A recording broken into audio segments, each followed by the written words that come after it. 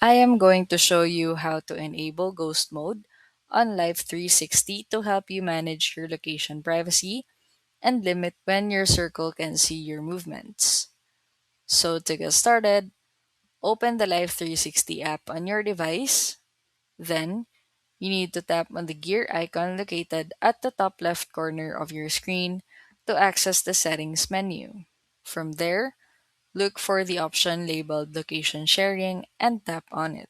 Finally, you need to toggle the switch to the off position to stop sharing your real-time location. Keep in mind that when you disable this feature, other members within your circle will be notified that your location sharing has been turned off.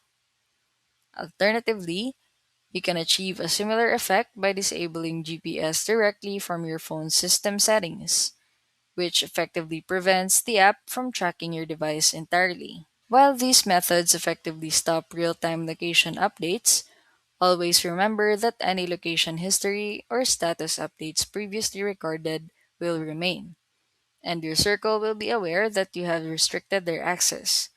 Use these settings mindfully to balance your need for privacy with the intended purpose of the app.